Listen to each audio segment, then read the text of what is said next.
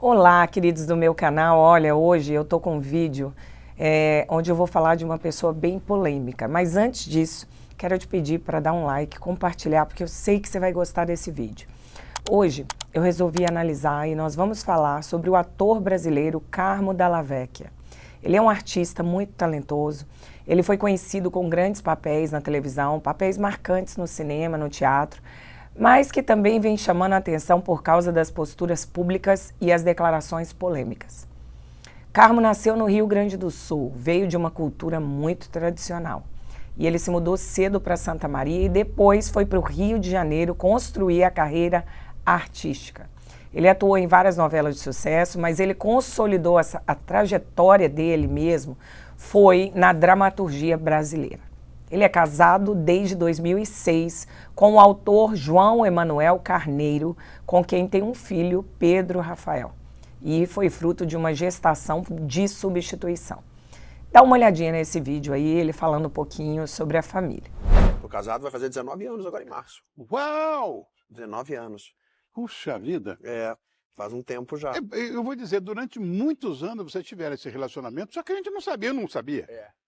É verdade. Como é que surgiu essa decisão de você tornar isso público, que eu acho maravilhoso isso? Olha, quando eu tornei isso público, foi engraçado. Não se esconde amor. Porque eu vi um meme na internet dizendo, uma menina dizendo assim: caramba, eu não consigo esconder quem eu pego. Nem 24 horas o cara conseguiu esconder o casamento dele durante 16 anos. Como é que ele fez isso? Cara, eu resolvi falar sobre o assunto porque eu acho que depois de um certo tempo, depois de muito tempo de psicanálise, depois de muito tempo da minha prática budista, depois de uma pandemia, depois de ter perdido meu melhor amigo na pandemia, eu já estava questionando há um certo tempo, eu queria falar sobre o assunto, eu queria trazer representatividade para outras pessoas, eu queria que outras pessoas tivessem a chance de não se sentirem mal pela sua orientação sexual diversa. Sim. Eu nunca escondi isso de qualquer pessoa que minimamente me conhecia, mas isso não era alvo de um grande público, mesmo porque um tipo de personagem que eu fazia, eu não era aconselhado a falar. Falando de uma forma muito clara se você falar, você não vai ter trabalho mais. Ah, sim? Assim, não vou te escalar mais porque ninguém vai querer você mais. Bom, de acordo com esse vídeo, ele guardou por muitos e muitos anos que ele era casado com um homem. E é interessante o jeito que ele falou, né? Será que ele realmente escondeu isso por quase 2 décadas? Porque ele tinha medo mesmo de não ter trabalho ou porque ele tinha princípios e esses princípios o impediam? Porque não se esconde algo por tantos anos e anos dessa maneira, principalmente se não for motivado por algo muito, muito, muito profundo que vem do coração. Enfim, não importa quanto tempo ele abriu isso para o público, né? Não importa quanto tempo ele demorou para fazer isso. Essa realidade é uma realidade que ele vive hoje. E hoje o que eu quero trazer é o que está por detrás da fama de Carmo. Porque ele já revelou em várias entrevistas, não uma só, várias, que ele cresceu numa família completamente disfuncional. Ele mesmo confessou que teve uma mãe muito depressiva, uma mulher que não tinha filtro, ou não tem filtro, né? E que enfrenta ou enfrentou durante muitos anos, hoje simplesmente porque o pai realmente faleceu, mas durante uma vida ele enfrentou a ausência paterna. Essas feridas emocionais, na minha opinião, moldaram a sua forma de ver o mundo. E vocês sabem, eu sempre digo, a infância é um terreno que você caminha nele uma vida inteira. Dessa maneira, esse modo dele de operar, onde hoje ele exalta momentos de perversão e total descontrole, isso é a reflexão do que ele viveu. Hoje, muitos comportamentos da parte desse homem vêm sendo realmente por causa de efeitos de coisas que ele viveu. Dá uma olhadinha aí nesse vídeo onde ele fala um pouquinho do pai. Um dia eu chamei meu pai para conversar. Eu só olhei para ele e disse assim: pai, eu olhei o álbum de fotografia da família, não tem uma foto do senhor sorrindo. Só que a partir desse momento tudo mudou na nossa vida. O meu pai começou a me dar abraços, o meu pai começou a dizer eu te amo. E meu pai era alcoólatra, né? Ele teve Alzheimer. Bom, como vocês olharam, o pai era alcoólatra e o pai teve uma característica muito peculiar. Então ele diz que o pai nunca sorriu na vida. Inclusive, ele foi capaz de falar isso para o próprio pai antes do pai vir a falecer. E ele confessa que as únicas lembranças que ele teve ao lado do pai foi quando o pai realmente já tinha os braços inertes e não tinha nem mesmo a capacidade de o abraçar, né? Porque os braços do pai já não funcionavam mais devido à debilidade. Então, ou seja, Carmo, ele confessou que os abraços mais bonitos e mais importantes que ele deu no pai dele aconteceram em sua grande maioria, quando os braços do pai já se encontravam inertes. Isso é uma coisa muito triste. É uma infância sem o pai, uma pré-adolescência sem o pai, uma vida adolescente e jovem, quando se tornou um jovem adulto, sem a presença do pai. E ele só veio a reencontrar com o pai, na fragilidade da doença, da debilidade do pai. Então o pai, nem funcionalidade no abraço tinha para dar para ele. Tristemente, ele viveu uma vida com a ausência fria do pai, e as únicas lembranças com seu pai foram onde o pai dependia da sua ajuda e não quando o pai voluntariamente decide criar memórias afetivas ao lado do filho, o que é uma coisa totalmente diferente. Tanto que só aí Carmo consegue, através de um esforço enorme e uma atitude voluntária, desenvolver amor pelo pai já no fim da vida. Olha aí para você ver esse vídeo. E no meio do Alzheimer ele teve uma isquemia. E no meio dessa isquemia eu fui para Santa Maria para cuidar do meu pai. Meu pai usava cadeira de roda, porque ele não conseguia mais ir no banheiro, então eu tinha que botar ele na cadeira de roda. Então eu pegava o braço inerte dele, colocava ao redor do meu pescoço e dizia para ele: me abraça com outro braço, papai. Foram os abraços mais bonitos que eu posso ter dado no meu pai, os mais significativos, os mais importantes. E aí eu fui embora de Santa Maria e eu sabia que aquilo não ia ser um processo que iria muito longe. E eu sempre achava que o dia que meu pai fosse partir eu ia estar fora do Brasil. Há mais de 10 anos eu dizia isso. Mas eu consegui ter uma reviravolta muito especial de afeto e de amor, e posso dizer que verdadeiramente eu consegui amar muito meu pai antes dele partir. O interessante é que Carmo Della Vecchia, como todos conhecem ele na televisão brasileira, quando ele teve consciência de que ele era um gay, pela doutora Ana Beatriz, no podcast dela, ele nunca respondeu. Ele não declara que teve consciência plena sozinho de ser um gay. Na verdade, tudo que ele declara é uma dor, porque ele diz assim, que ele foi informado pela mãe que o pai falou dele quando ele tinha 5 aninhos de idade. Que menino estranho. E aí, ele imagina que o pai estava falando dele como um menino que tinha trejeitos. Mas a própria doutora Ana Beatriz, durante a entrevista no podcast, diz que uma criança de 5 anos não tem como ter trejeitos, porque ela ainda nem se vê diferente ou independente dos seus pais.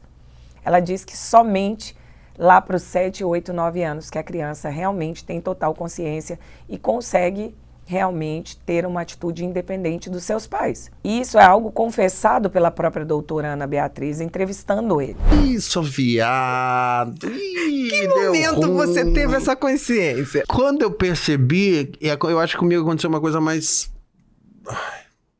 escrota. Eu percebi porque me avisaram antes mesmo de eu perceber, eu acho. Jura? Eu acho que isso é triste. Acho que isso é triste. Eu acho que eu tenho tem a história da minha mãe que me disse: seu pai com você quando você tinha 5 anos olhou pra você e disse que esse menino é estranho. Eu digo, um menino com 5 anos? Ele certamente estava falando sobre a questão da orientação sexual, mas com 5 anos? Aí um tempo eu conversando com uma terapeuta, ela disse: isso talvez seja a maldade da pessoa que olha, porque com 5 anos, você olhar para uma criança com 5 anos e dizer essa criança é estranha. Então, a doutora, quando fala, ela diz: olha, você foi aleijado, né, de pai e mãe, porque o pai falando uma coisa dessa, que o menino era estranho com 5 anos de idade, um pai que era alcoólatra, que nunca sorria, uma mãe extremamente sem filtro, uma mãe que sofria de depressão profunda, que sofre, me parece. Eu não entrei muito no aspecto materno, porque na minha opinião, e essa é a minha análise, a maior dor dele vem do pai, né? Então, as palavras do pai eram: que menino estranho. Você entende que esse homem, esse ator que hoje tem uma postura que se vê como uma putinha, e perdão a palavra, esse vídeo é para adultos e nós queremos ter certeza que você entende o que eu estou falando. Ele agora se autodenomina putinha.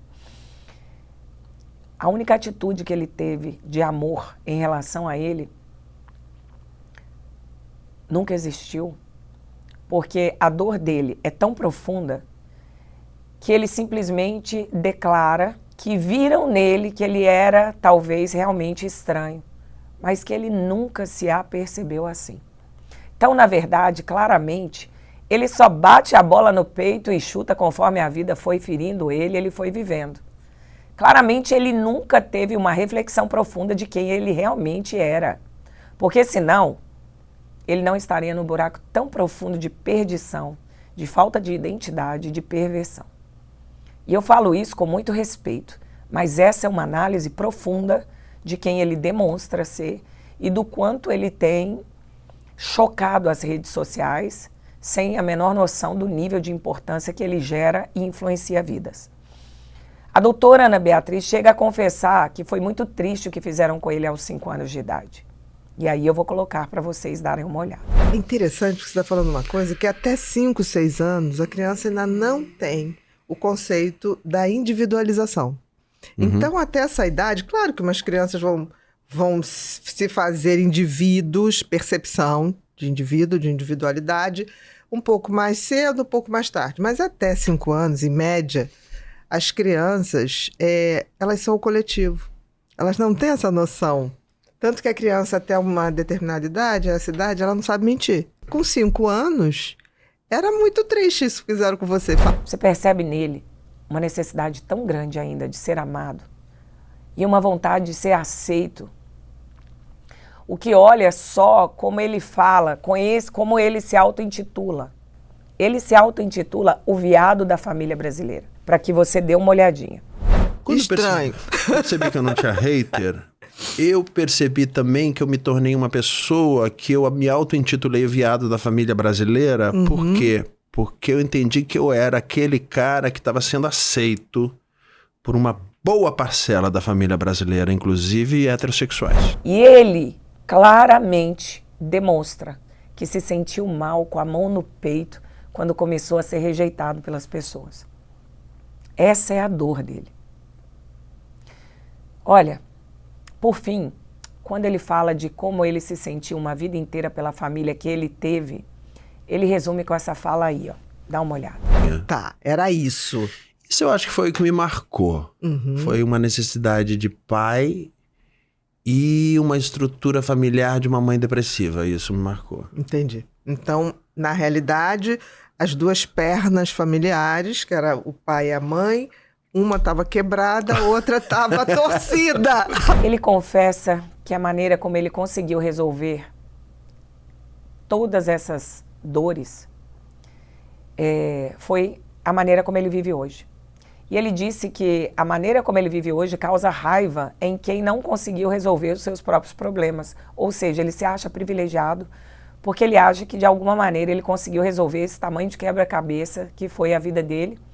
E que o motivo que pessoas questionam ele e que têm raiva e às vezes falam coisas para agredi-lo, o que é totalmente errado, e eu não concordo, obviamente, é porque ele conseguiu resolver a vida dele como muitas pessoas não conseguem resolver as suas.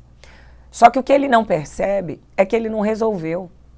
Ele permanece envolvido nesses mesmos problemas, justamente por isso que ele tem atitudes que ele tem de querer chamar a atenção, de querer ser o centro das atenções numa posição toda histriônica, de querer vulgarizar e de querer se posicionar como alguém muito bem resolvido, mas que de maneira tão excesso, tá na cara que não existe nada resolvido ali. Dá uma olhadinha. A gente passa por dificuldades, por questões na vida da gente, a gente aprende. E algumas pessoas se tornam mais fortes, outras sucumbem. Exatamente. Por isso que eu acho que ser gay tem um lado disso que é muito especial. Se você não sucumbe... Porque se você não for um dos que sucumbem, você provavelmente vai se tornar uma pessoa muito forte. Muito especial. Muito especial e muito forte. E eu ter tido a chance de falar sobre esse assunto, de revelar esse assunto, para mim foi muito especial também.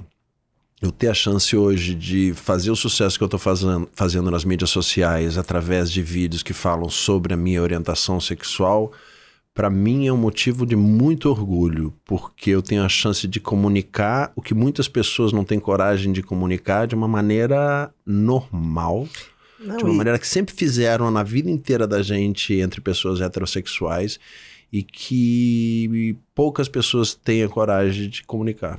Então não tem nada de resolvido. As atitudes dele afrontam uma sociedade que também não o protegeu quando ele precisou ser protegido. Entende isso? Aí você pensa, sofrimento dele acabou.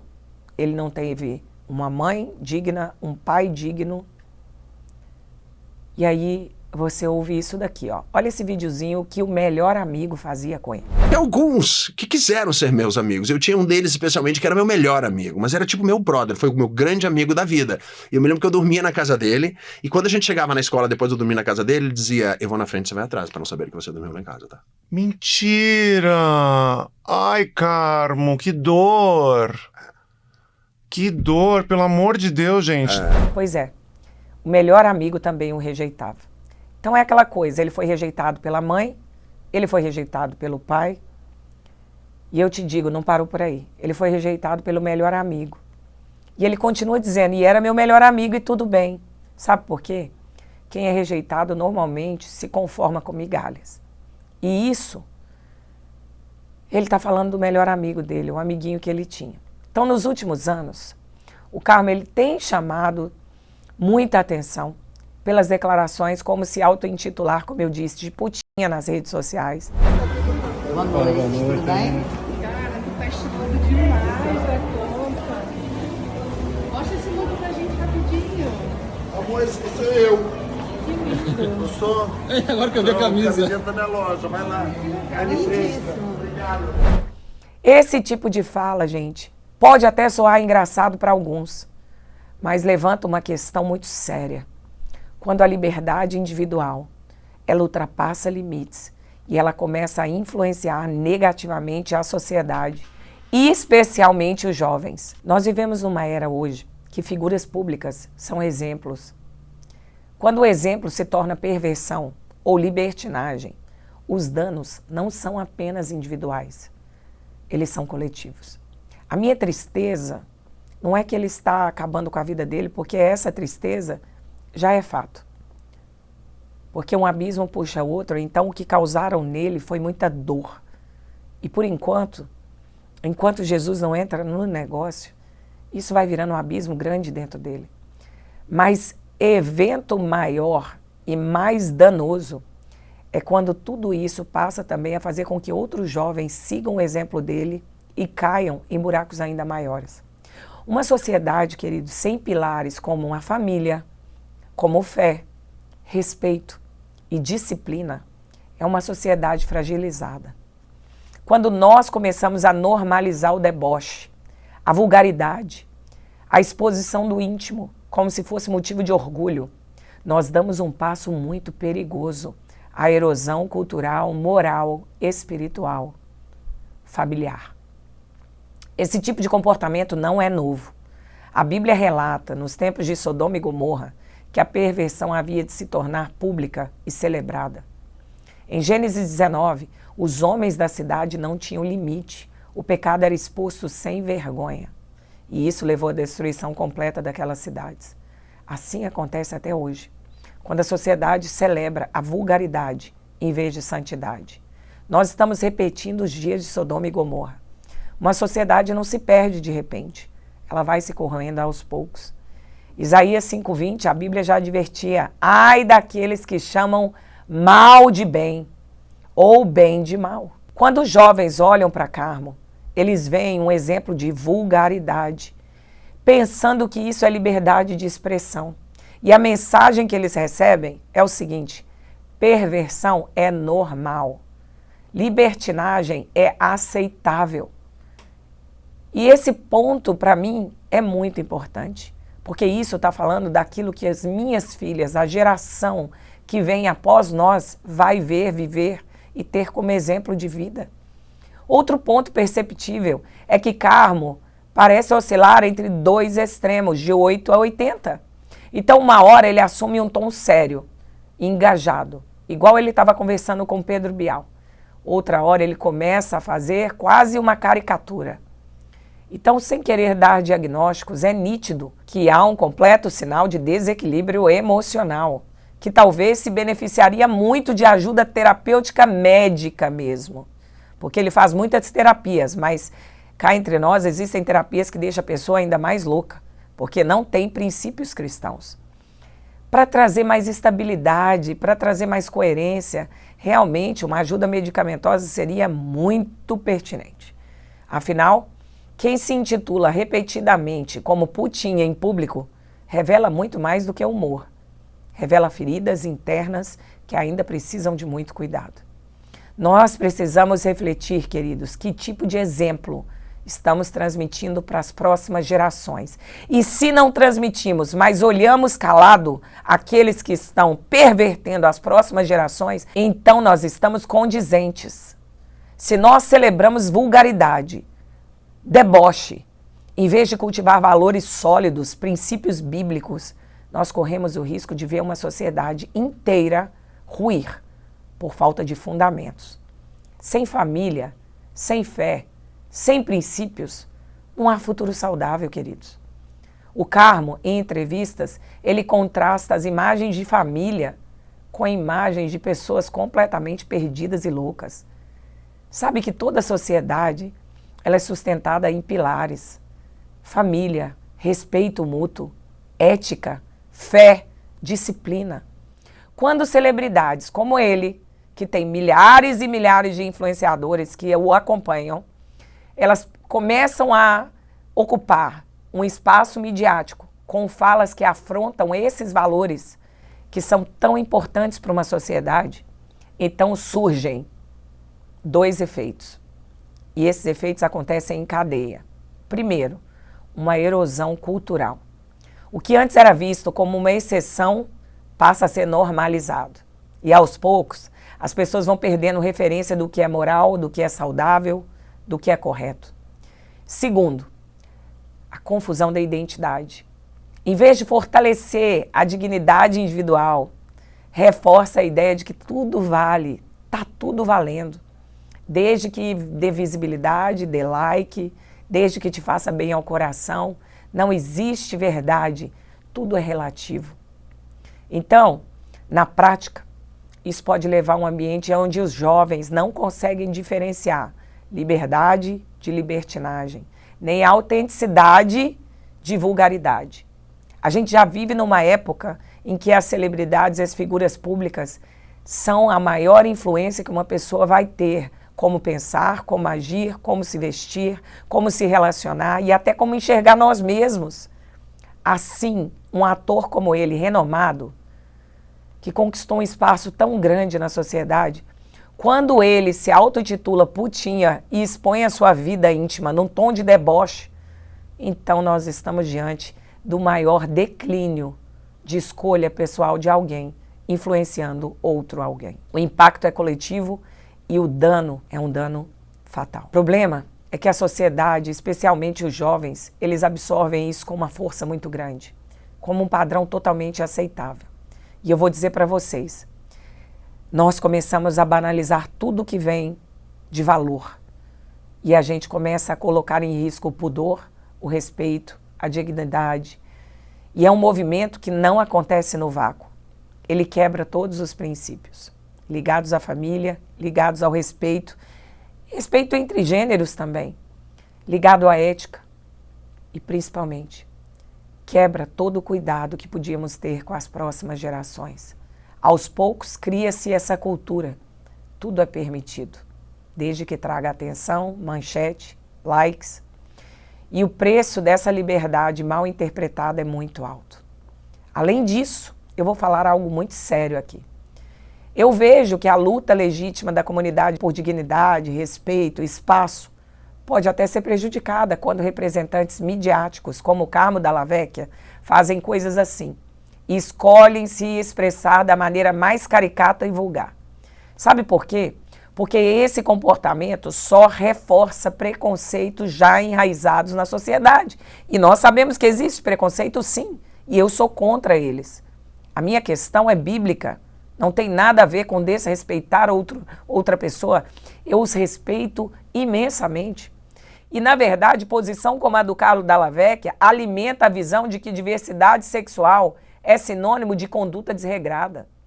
E aí, a gente entende que pessoas começam realmente a ser cada vez mais preconceituosas. Se nós queremos uma geração moldada pelo exemplo, pelo respeito, pela dignidade, pela moderação, pelo amor verdadeiro ao ser humano, seja ele quem for, a gente precisa de uma geração guiada pelo respeito, pelo princípio, pela racionalidade e principalmente pela humanidade. A história de Carmo Dalla Vecchia mostra o talento de um artista sim, mas também mostra o perigo de quantos traumas pessoais e escolhas públicas se misturam ao ponto de influenciar toda uma geração. Mostra a decadência de uma vida que se perdeu. A verdadeira liberdade não está em romper com todos os limites, mas em viver com responsabilidade, equilíbrio e respeito. Nós não normalizamos padrões distorcidos, nós não podemos quebrar princípios de pudor e respeito e, principalmente, nós escolhemos impactar a juventude de maneira positiva, construindo jovens que sabem quem são e não simplesmente pequenas putinhas, como ele fala. Nós não aceitamos, e eu estou aqui para me posicionar. Quanto mais ele age assim, ele só reforça os preconceitos que já existem, como eu disse. Eu não apoio esse tipo de postura. E eu acho que o preconceito mata, tanto quanto a religiosidade. Que Deus possa fazer com que ele caia em si e que as feridas desse abismo que ele entrou e que foi gerado possam cicatrizar, aonde ele encontre verdadeiramente Jesus no meio disso tudo. Bom, essa é a minha análise, esse é o meu pensamento. Eu agradeço a você que está aí. Fale para mim de onde você está falando, escreve aqui embaixo, vai ser uma alegria muito grande falar com você. E principalmente, seja um missionário. Compartilhe esse vídeo com mais pessoas, para que mais pessoas possam munir os seus filhos de conhecimento, para que eles entendam, quando eles tiverem acesso a todo tipo de perversão e desrespeito ao humano, ao ser humano, de que isso não é normal. E de que nós estamos totalmente juntos no respeito, na família, na dignidade humana. Que Deus te abençoe e até a próxima, se Deus quiser.